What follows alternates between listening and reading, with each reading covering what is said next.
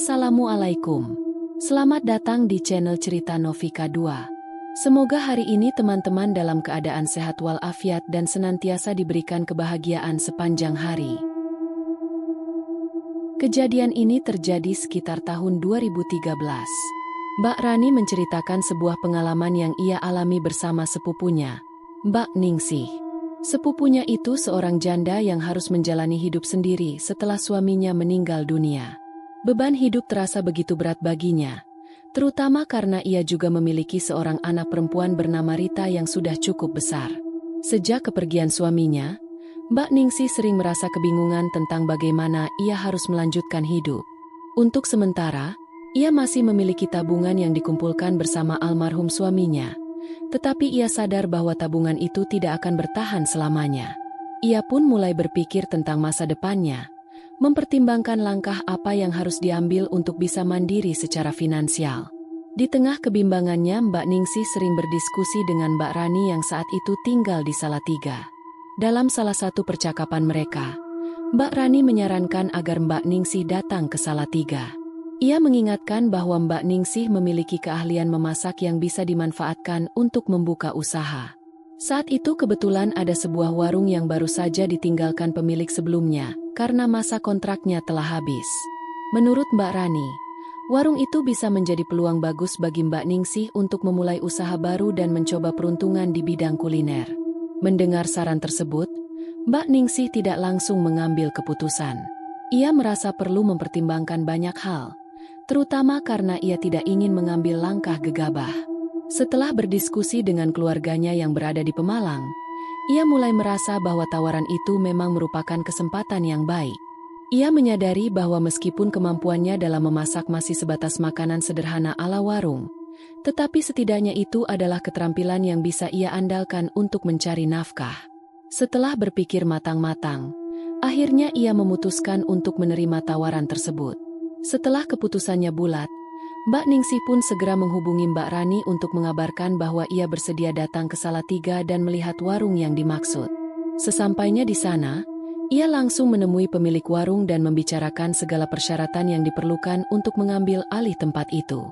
Hari itu juga, kesepakatan tercapai dan ia mulai merancang persiapan untuk membuka kembali warung tersebut. Namun, karena masih banyak hal yang harus dibereskan, ia memutuskan untuk sementara meninggalkan anaknya Rita di Pemalang dengan saudaranya agar ia bisa lebih fokus mengurus segala keperluan warung. Persiapan berjalan cukup lancar.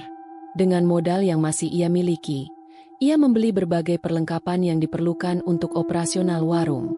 Setelah segala sesuatunya siap, akhirnya warung tersebut resmi dibuka dan mulai menerima pelanggan.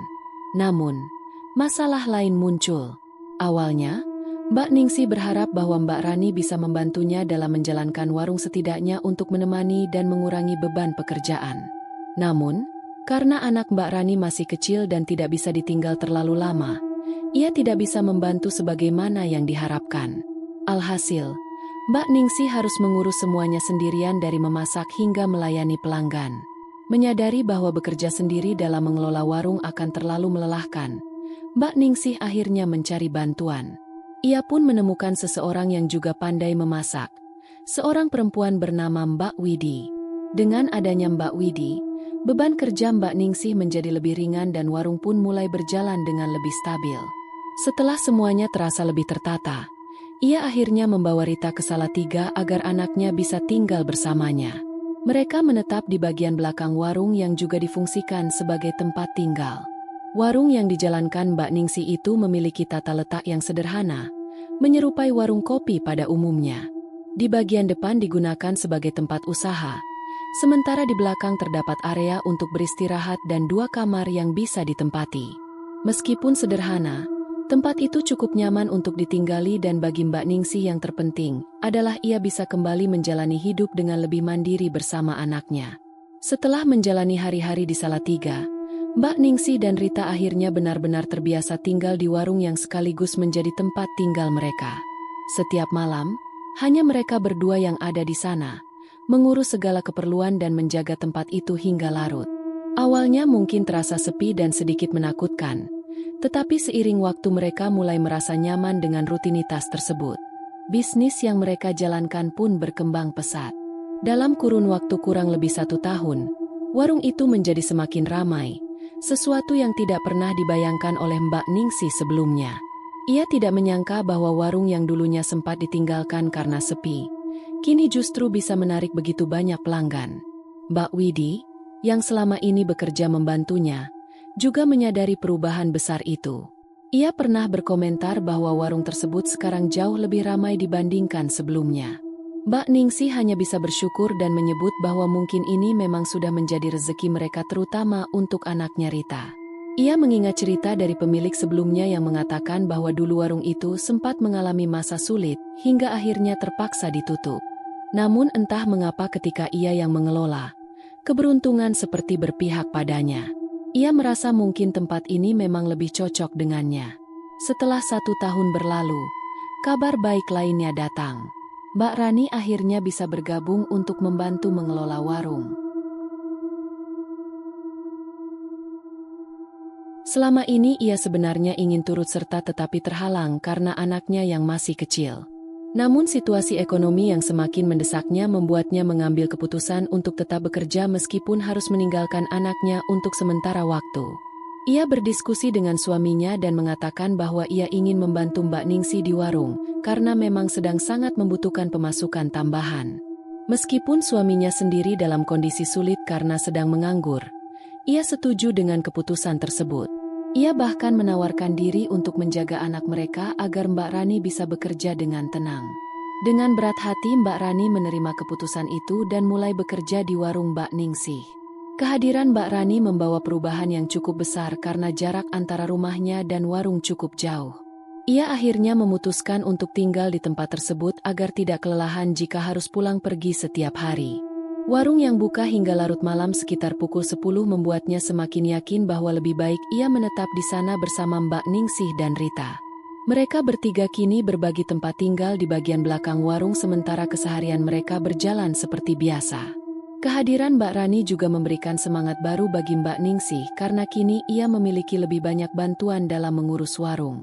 Selain Mbak Rani, mereka juga memutuskan untuk menambah 1 orang karyawan lagi selain Mbak Widi. Dengan demikian, kini ada 4 orang yang mengurus warung tersebut. Mbak Ningsih, Mbak Rani, serta 2 orang karyawan. Meskipun karyawan yang baru tidak terlalu memiliki peran besar, kehadirannya tetap memberikan dampak pada kelancaran operasional warung. Kehidupan mereka di warung pun berjalan dengan lebih teratur.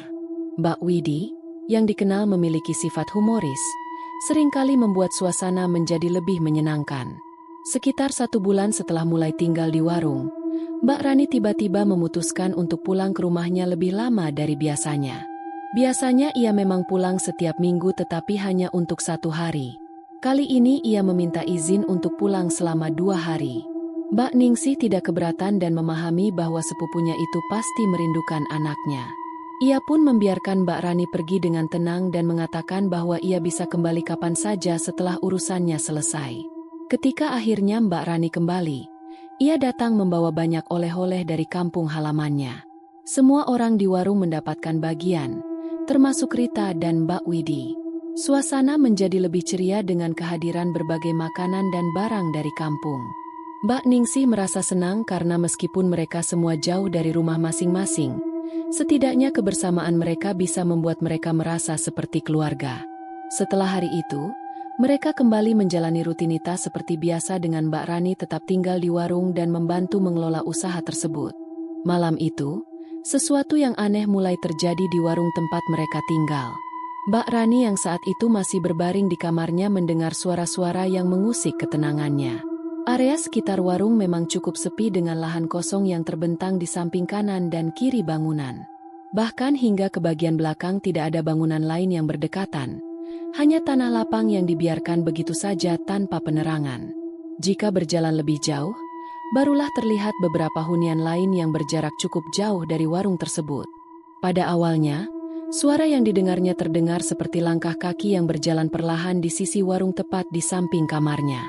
Suara itu menyeret-nyeret di atas tanah menggesek permukaan dengan bunyi samar yang berulang. Mbak Rani mencoba mendengarkan dengan lebih seksama memastikan apakah telinganya tidak salah mendengar. Namun, Tak lama kemudian suara itu berubah menjadi sesuatu yang lebih ganjil.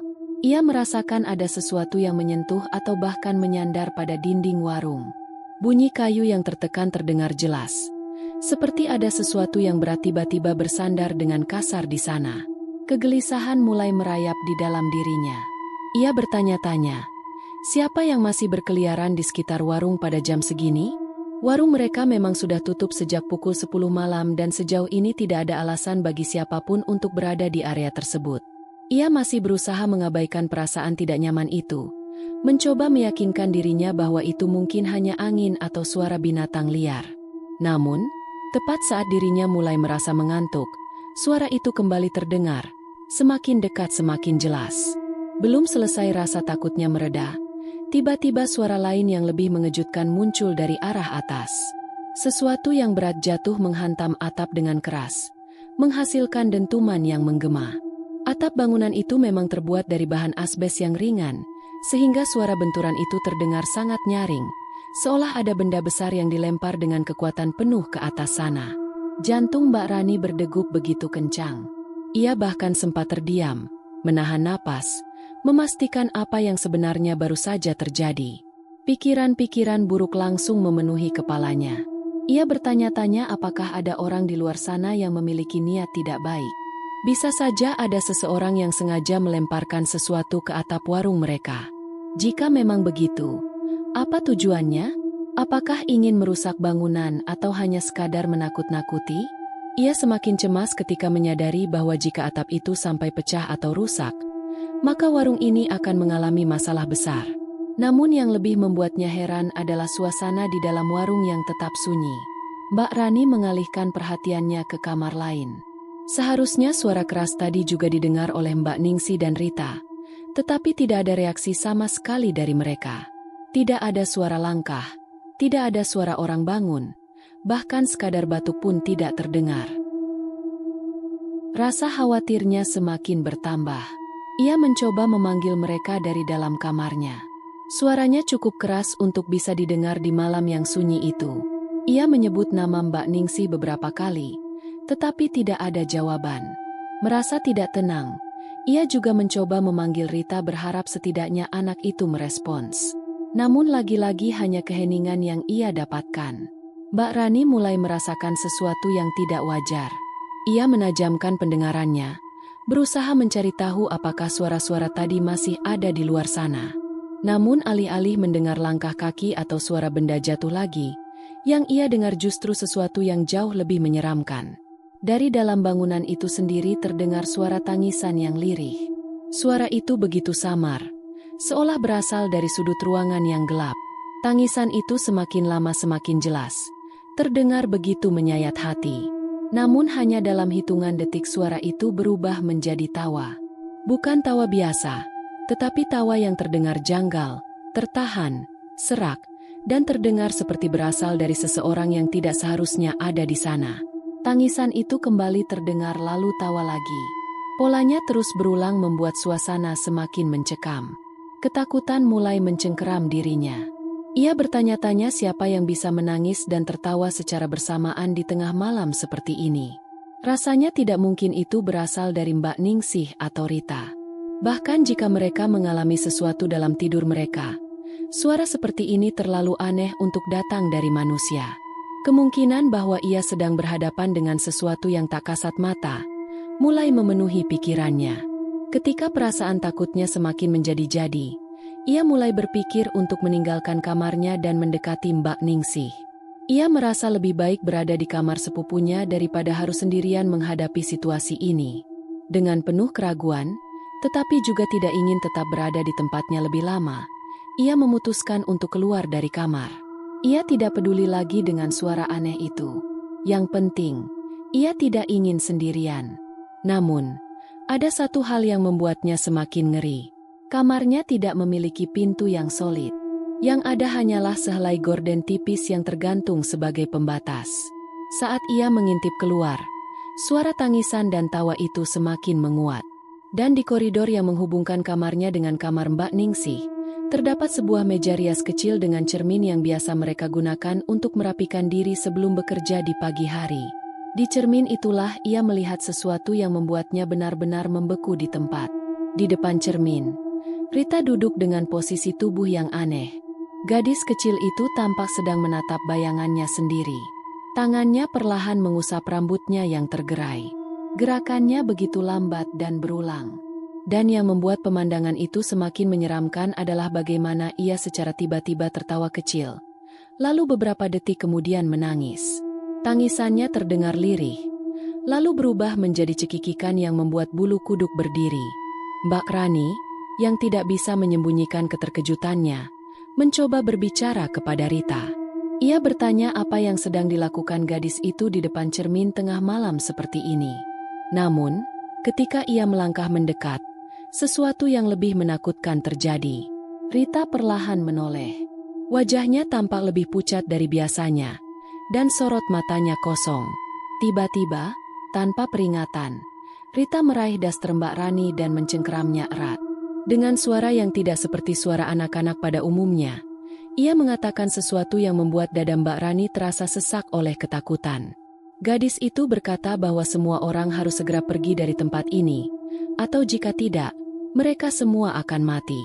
Mbak Rani terpaku di tempatnya, tidak percaya dengan apa yang baru saja ia dengar. Rita berbicara dengan nada yang begitu tegas, seolah bukan dirinya yang sedang berbicara. Namun, belum sempat ia merespons, gadis kecil itu kembali cekikikan sebelum tiba-tiba menangis lagi. Tangannya masih mencengkeram dengan erat, seolah tidak ingin melepaskannya. Ketika akhirnya Mbak Rani berhasil melepaskan cengkeraman gadis itu, Rita kembali duduk di depan cermin dengan posisi yang sama seperti sebelumnya, tidak bergerak dan hanya menatap bayangannya sendiri. Pemandangan itu begitu aneh dan mengerikan, hingga Mbak Rani merasa bahwa ada sesuatu yang tidak wajar sedang terjadi. Saat itu juga, ia sadar bahwa anak ini bukan sedang mengigau, atau sekadar berjalan dalam tidurnya, tapi anak ini kerasukan. Pikiran pertama yang muncul di kepalanya adalah mencari Mbak Ningsih. Ini harus segera diberitahukan kepada ibunya. Dengan langkah terburu-buru ia masuk ke kamar Mbak Ningsih berharap bisa segera membangunkannya. Namun, saat memasuki kamar itu, ada sesuatu yang semakin membuat situasi ini terasa semakin tidak masuk akal. Mbak Ningsih masih tertidur, tetapi posisinya sangat ganjil. Ia tengkurap tanpa bergerak sedikit pun, seolah dalam tidur yang sangat lelap. Padahal, suara gaduh dan teriakan tadi seharusnya sudah cukup untuk membangunkannya. Mbak Rani mendekat dan mencoba memanggil namanya dengan suara cukup keras. Namun tidak ada reaksi sama sekali. Ia bahkan menggoyangkan tubuh sepupunya itu berharap ada respons. Tetapi tetap saja tidak ada jawaban. Ketika ia masih berusaha membangunkan Mbak Ningsih, tiba-tiba Rita, yang semula duduk di depan cermin, kini telah berdiri di belakangnya tanpa suara. Dengan tatapan kosong dan tangan yang kembali terulur, ia menyentuh lengan Mbak Rani. Dengan suara yang sama seperti sebelumnya, suara yang tidak pantas keluar dari mulut seorang anak kecil, ia kembali mengulang ancaman yang sama. Ia mengatakan bahwa mereka semua harus segera meninggalkan tempat ini atau mereka akan mati. Mbak Rani yang kini benar-benar ketakutan mencoba menjauh. Namun ketika ia menepis tangan Rita, gadis kecil itu langsung terjatuh ke lantai. Tubuhnya terbujur kaku seperti orang yang kehilangan kesadaran. Mbak Rani segera membungkuk dan mengangkat tubuh Rita. Tetapi kebingungan semakin bertambah karena ia masih belum bisa membangunkan Mbak Ningsih. Perasaan panik mulai melandanya. Ia terus mengguncang tubuh Mbak Ningsih mencoba membuatnya sadar. Namun sepupunya itu tetap tidak bergerak. Akhirnya ia mengambil keputusan yang lebih drastis. Ia menepuk-nepuk tubuh Mbak Ningsih dengan lebih keras, bahkan sampai memukul bagian punggungnya. Hingga akhirnya ketika ia memaksa untuk membalikan tubuh Mbak Ningsih yang masih tengkurap, sesuatu yang lebih menyeramkan terjadi. Saat wajah Mbak Ningsih terlihat, Mbak Rani benar-benar terkejut. Wajah sepupunya itu tampak berbeda, pucat dengan lebam-lebam yang terlihat jelas di beberapa bagian. Warna kebiruan menyebar di kulitnya. Namun yang paling membuatnya merinding adalah bagaimana ekspresi wajah itu berubah. Mbak Ningsih tersenyum-senyum yang tidak biasa. Senyum yang terasa salah di tengah situasi ini. Namun hanya dalam hitungan detik senyum itu berubah menjadi tangisan. Mbak Ningsih mulai menangis tanpa suara. Air matanya mengalir begitu saja. Namun sebelum Mbak Rani bisa bertanya lebih lanjut, sepupunya itu tiba-tiba mendekatinya dengan tatapan kosong dan mengucapkan kalimat yang sama seperti yang dikatakan oleh Rita sebelumnya. Ia berkata bahwa mereka semua harus pergi atau mereka akan mati. Semakin melumpuhkan Mbak Rani, ia mundur perlahan. Tetapi semakin ia menjauh, semakin keras suara cekikikan yang terdengar. Ia tidak tahu harus berbuat apa, tetapi instingnya mengatakan bahwa ia harus keluar dari kamar ini dan menenangkan diri. Setelah berhasil keluar dari kamar, ia berdiri di tengah koridor mencoba mengatur napasnya. Pikirannya kalut, tidak tahu harus bagaimana. Ia mencoba berpikir jernih, tetapi yang ada hanyalah rasa takut yang semakin menumpuk. Apa yang sebenarnya terjadi di tempat ini? Mengapa semua ini baru terjadi sekarang setelah sekian lama mereka tinggal di sini? Keheningan mulai menyelimuti suasana. Tidak ada lagi suara tangisan ataupun cekikikan. Dengan hati-hati, ia kembali mengintip ke dalam kamar Mbak Ningsih. Anehnya, sepupunya itu kini tertidur dengan normal, seolah tidak pernah terjadi apa-apa. Mbak Rani mencoba membangunkannya lagi dan kali ini Mbak Ningsih akhirnya merespons. Ia terbangun dengan ekspresi bingung bertanya apa yang sedang terjadi. Rita pun mulai sadar. Tubuhnya yang semula kaku kini perlahan bisa bergerak lagi. Semua kejadian menyeramkan itu tiba-tiba menghilang begitu saja, seolah tidak pernah terjadi. Yang membuatnya semakin bingung adalah, di luar sana suara orang mengaji mulai terdengar. Seperti pertanda bahwa subuh hampir tiba. Mbak Rani bertanya-tanya dalam hatinya. Rasanya baru saja ia menghadapi kejadian mengerikan ini, tetapi mengapa waktu seolah berlalu begitu cepat? Mengapa tiba-tiba sudah hampir pagi? Ia merasa ada sesuatu yang tidak bisa dijelaskan dengan logika, dan itu semakin membuatnya bertanya-tanya. Setelah kejadian mengerikan yang terjadi tadi malam, kondisi Mbak Ningsih tampak lemah dan wajahnya dihiasi lebam kebiruan. Hari itu diputuskan bahwa mereka tidak akan membuka warung. Mbak Rani yang masih merasa khawatir dengan keadaan sepupunya, segera memberitahu Mbak Widi ketika ia datang di pagi hari. Ia mengatakan bahwa mereka harus libur sementara, karena Mbak Ningsih sedang sakit dan tidak memungkinkan untuk bekerja. Mbak Widi awalnya tampak bingung, tetapi akhirnya memahami situasinya. Ia bertanya apakah ada yang bisa ia bantu, tetapi Mbak Rani menyarankan agar ia pulang saja dan beristirahat di rumah untuk sementara waktu. Tanpa banyak bertanya, Mbak Widi pun pergi meninggalkan warung, sementara Mbak Rani mulai berpikir tentang langkah selanjutnya. Kondisi Mbak Ningsih tidak bisa dibiarkan begitu saja. Meskipun tidak mengalami gejala yang tampak serius, tubuhnya yang lemah dan wajahnya yang tampak lebam membuat Mbak Rani semakin khawatir. Akhirnya, ia memutuskan untuk membawa sepupunya itu ke klinik terdekat, berharap bisa mendapatkan penjelasan medis mengenai apa yang sebenarnya terjadi. Rita, yang sejak pagi tampak baik-baik saja dan tidak menunjukkan tanda-tanda mengalami kejadian aneh seperti sebelumnya, ikut menemani. Setelah diperiksa oleh dokter, hasilnya tidak memberikan jawaban yang memuaskan. Tidak ditemukan adanya penyakit atau cedera yang bisa menjelaskan kondisi Mbak Ningsih. Hanya disebutkan bahwa ia mungkin mengalami kelelahan atau stres berat. Mbak Rani merasa ada sesuatu yang janggal. Ia merasa bahwa apa yang dialami Mbak Ningsih bukanlah sesuatu yang bisa dijelaskan hanya dengan kelelahan semata. Saat mereka masih berada di klinik, seorang perempuan tua yang sedang duduk tak jauh dari mereka, tiba-tiba mendekati Mbak Rani. Dengan suara pelan, perempuan itu menyarankan agar mereka tidak terlalu berharap banyak pada pengobatan medis. Menurutnya, kondisi yang dialami Mbak Ningsih tampaknya bukan sekadar masalah kesehatan biasa, melainkan sesuatu yang lebih dari itu. Perempuan itu memberi saran agar mereka mencari pengobatan alternatif, atau seseorang yang benar-benar mengerti soal hal-hal seperti ini. Mbak Rani sebenarnya sudah sempat terpikir akan hal itu, tetapi ia masih merasa ragu.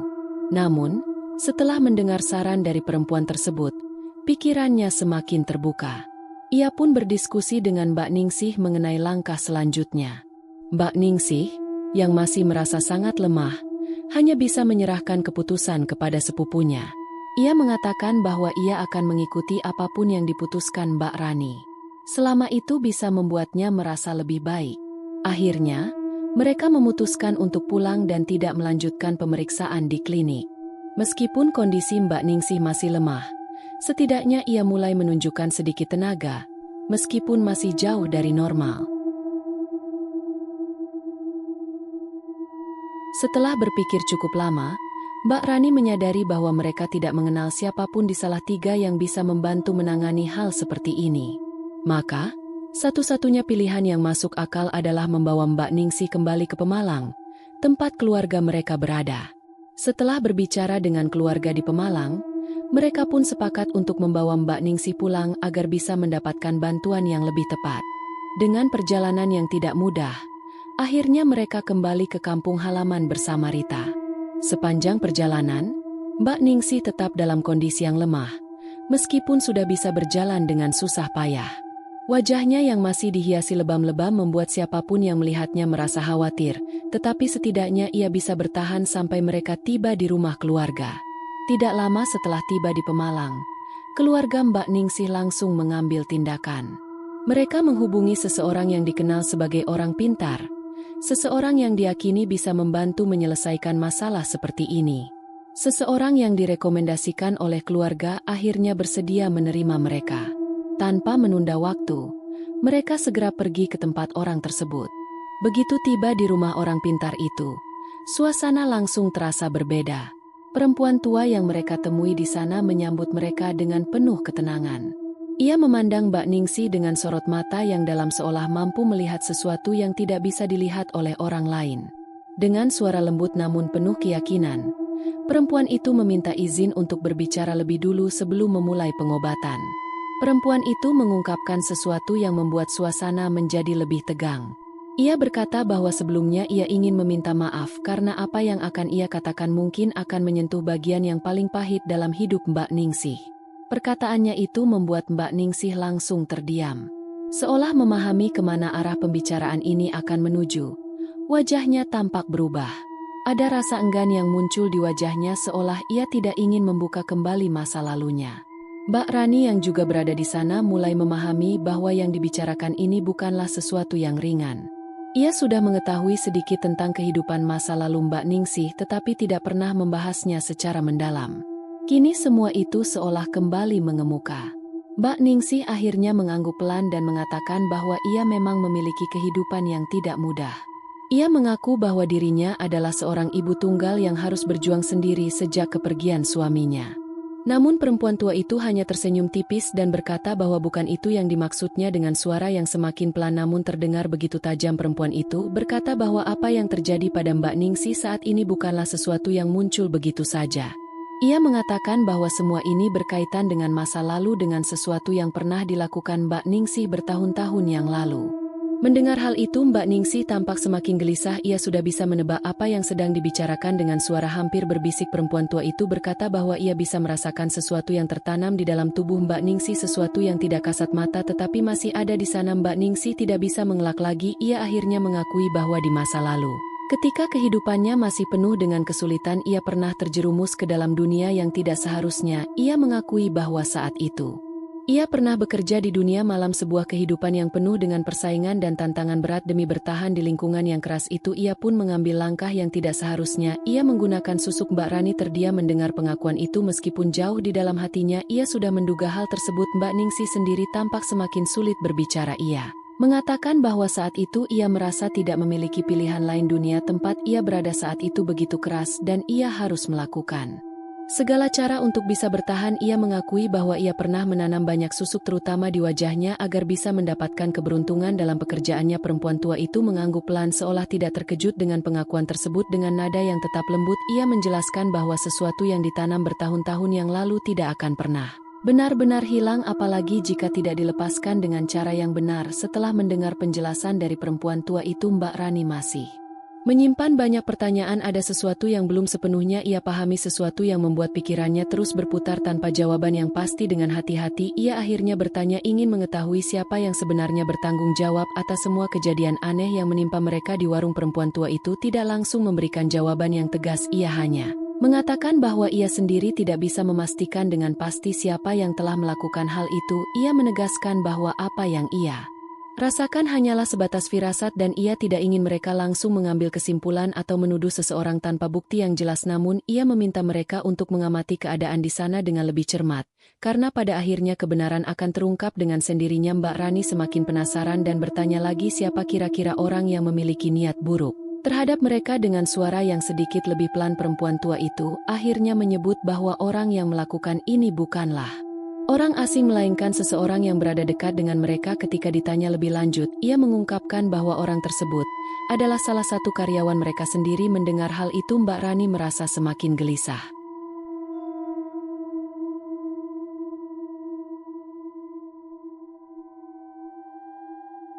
Di warung mereka memiliki 2 karyawan yang bekerja bersama mereka. Jadi siapa yang dimaksud? Perempuan tua itu tidak langsung menyebut nama, tetapi setelah menyebutkan beberapa ciri-ciri dan memberi petunjuk, akhirnya semua petunjuk itu mengarah pada satu nama, yaitu Mbak Widi. Mbak Rani benar-benar tidak menyangka Mbak Widi yang selama ini terlihat begitu baik dan bersahabat, yang selalu bekerja dengan cekatan dan sering menghibur mereka dengan candaan, ternyata justru diduga sebagai orang yang menyebabkan semua kejadian mengerikan ini. Ia merasa sulit mempercayainya, namun perempuan tua itu mengatakan bahwa semua itu masih sebatas dugaan dan mereka harus mencari tahu sendiri apakah benar Mbak Widi yang telah melakukan hal tersebut atau tidak. Perempuan tua itu kemudian menjelaskan alasan mengapa ia mencurigai Mbak Widi. Ia mengungkapkan bahwa sebelum warung itu ditempati oleh Mbak Ningsih dan Mbak Rani, tempat itu pernah digunakan oleh seseorang yang juga berjualan di sana, namun karena usaha tersebut tidak berjalan dengan baik dan akhirnya bangkrut, tempat itu pun ditinggalkan dan orang yang dulu berjualan di sana tak lain adalah Mbak Widi sendiri. Mbak Rani terdiam sejenak mencoba mencerna informasi itu. Jika benar bahwa Mbak Widi dulu pernah memiliki warung di tempat yang sama, maka mungkin saja ada rasa sakit hati yang masih ia pendam. Bisa jadi ia merasa iri ketika melihat warung yang dulu ia tinggalkan kini justru ramai dan sukses di tangan orang lain. Mungkin ada keinginan dalam dirinya untuk merebut kembali tempat itu, dan dalam usahanya ia memilih menggunakan cara yang tidak seharusnya. Meskipun merasa kesal dan kecewa, Mbak Rani tetap berusaha untuk tidak langsung menuduh. Ia teringat dengan pesan dari perempuan tua itu yang mengatakan bahwa ia sendiri bisa saja salah. Perempuan itu menekankan bahwa mereka sebaiknya tidak langsung menyalahkan seseorang tanpa bukti, tetapi mengamati dulu apa yang akan terjadi dalam beberapa waktu ke depan. Jika memang benar bahwa Mbak Widi adalah pelakunya, maka pasti akan ada sesuatu yang terjadi yang bisa mengonfirmasi dugaan tersebut. Namun jika tidak ada apa-apa, maka mereka tidak boleh serta-merta menuduh tanpa alasan yang jelas. Setelah mendengar semua penjelasan itu, Mbak Rani dan Mbak Ningsih akhirnya berpamitan sebelum mereka pergi. Perempuan tua itu sekali lagi meminta maaf atas kondisi yang dialami Mbak Ningsih. Ia menjelaskan bahwa lebam-lebam yang muncul di wajahnya adalah akibat dari sesuatu yang selama ini tertanam di dalam dirinya. Ia mengatakan bahwa barang-barang seperti susuk memang memiliki kekuatan tersendiri dan ketika ada energi dari luar yang mencoba masuk, maka terjadilah perlawanan yang menyebabkan efek fisik seperti yang dialami Mbak Ningsih. Mbak Rani pun bertanya, apakah energi tersebut masih ada atau sudah hilang? Perempuan tua itu memastikan bahwa semuanya akan dibersihkan dan tidak akan ada lagi yang tersisa. Ia meminta mereka untuk tidak khawatir lagi karena ia akan membuang segala sesuatu yang bisa menyebabkan masalah di kemudian hari. Dengan perasaan yang sedikit lebih lega, mereka akhirnya pulang. Dalam beberapa hari setelah pengobatan itu, kondisi Mbak Ningsih mulai membaik. Wajahnya yang sebelumnya penuh dengan lebam perlahan kembali normal dan tubuhnya pun mulai lebih kuat. Penyembuhan yang ia jalani berlangsung cukup cepat dan ia bisa kembali menjalani aktivitasnya dengan lebih baik. Rita sendiri tampak tidak mengalami masalah apapun. Anak itu bahkan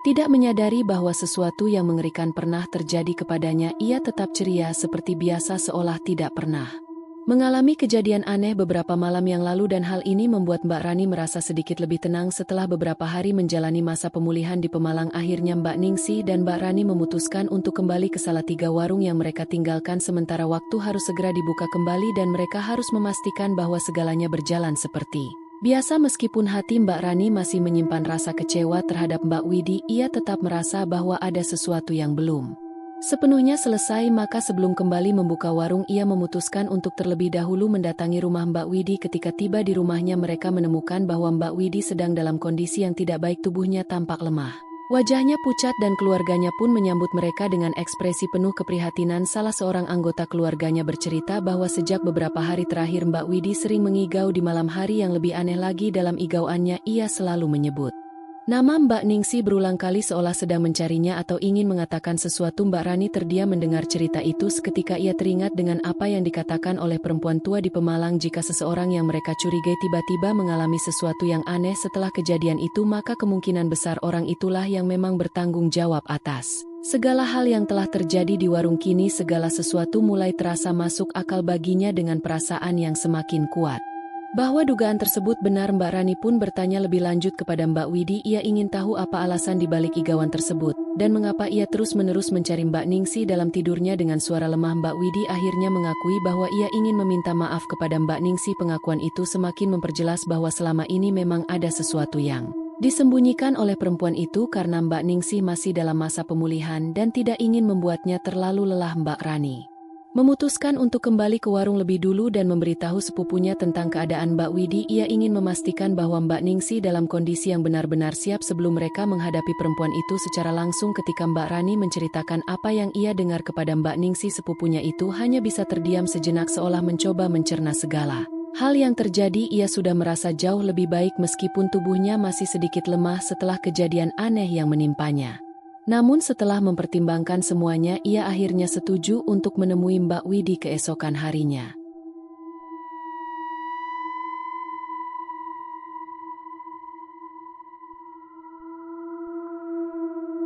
Keesokan paginya sebelum mereka membuka warung, mereka kembali mendatangi rumah Mbak Widi. Kali ini Rita juga ikut serta. Saat mereka tiba, Mbak Widi yang masih dalam kondisi lemah langsung bangkit dengan susah payah dan berjalan ke arah Mbak Ningsih. Tanpa ragu ia langsung bersimpuh di hadapan perempuan itu meminta maaf atas segala yang telah ia lakukan. Mbak Ningsih awalnya hanya terdiam, tidak langsung bereaksi, namun dengan suara bergetar ia akhirnya bertanya apakah benar Mbak Widi adalah orang yang telah melakukan hal-hal aneh di warung mereka. Dengan nada penuh penyesalan Mbak Widi mengakui semuanya. Ia mengatakan bahwa dulu warung itu adalah miliknya, namun karena dagangannya tidak laku dan tempat itu selalu sepi, ia akhirnya harus menutup usahanya dan pergi dari sana saat mengetahui bahwa warung itu kini ditempati oleh Mbak Ningsih dan justru menjadi ramai. Perasaan iri mulai menguasai dirinya. Ia merasa tidak terima melihat orang lain berhasil di tempat yang sama di mana ia mengalami kegagalan. Rasa sakit hati itu membuatnya melakukan sesuatu yang seharusnya tidak ia lakukan. Mbak Rani kini benar-benar merasa kecewa. Ia mengingat bagaimana Mbak Widi selama ini bersikap baik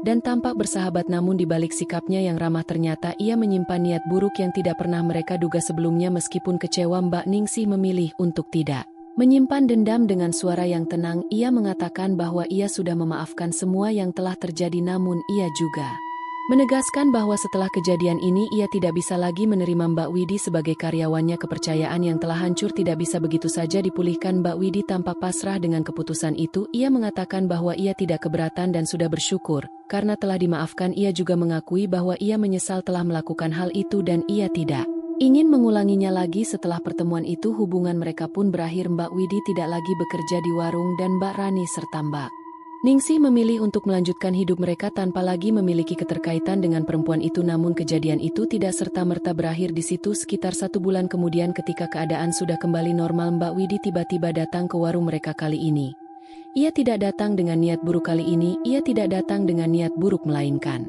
membawa makanan dan buah-buahan dengan wajah yang jauh lebih segar dibandingkan sebelumnya. Ia mengatakan bahwa ia hanya ingin berterima kasih karena sudah dimaafkan. Meskipun awalnya Mbak Rani masih menyimpan sedikit rasa waspada, ia akhirnya menerima pemberian itu. Mbak Widi meyakinkan mereka bahwa ia tidak membawa maksud lain. Ia hanya ingin benar-benar meminta maaf dan menebus kesalahannya. Dalam percakapan yang berlangsung dengan suasana lebih damai, Mbak Rani kemudian bertanya, apakah Mbak Widi masih ingin membuka warung lagi? Mbak Widi menggeleng dan mengatakan bahwa ia tidak memiliki modal untuk itu. Mendengar hal itu, Mbak Ningsih justru menawarkan bantuan. Ia mengatakan bahwa jika Mbak Widi masih ingin mencoba berjualan lagi, maka ia bersedia memberikan modal awal agar ia bisa memulai kembali usahanya. Ia bahkan mengatakan bahwa Mbak Widi boleh mencari tempat yang ia inginkan sendiri, sementara dirinya akan membantu dari segi modal dan kebutuhan awal. Mendengar tawaran itu, Mbak Widi tampak begitu terharu. Ia kembali bersimpuh menangis dan mengucapkan terima kasih berkali-kali. Ia merasa tidak menyangka bahwa setelah semua yang telah ia lakukan, Mbak Ningsih masih bersedia membantunya. Akhirnya dengan bantuan Mbak Ningsih, usaha baru Mbak Widi pun kembali berjalan. Mereka memang tidak lagi memiliki hubungan sebagai rekan kerja, tetapi setidaknya tidak ada lagi dendam atau kebencian yang tersisa di antara mereka. Kejadian yang semula dipenuhi dengan ketakutan dan kesalahan kini telah berakhir dengan Sebuah kesempatan baru itulah pengalaman yang diceritakan oleh Mbak Rani tentang dirinya dan sepupunya Mbak Ningsih. Sebuah kisah yang dimulai dengan teror di warung mereka tetapi akhirnya berakhir dengan sebuah pelajaran besar tentang maaf, penyesalan dan kesempatan kedua.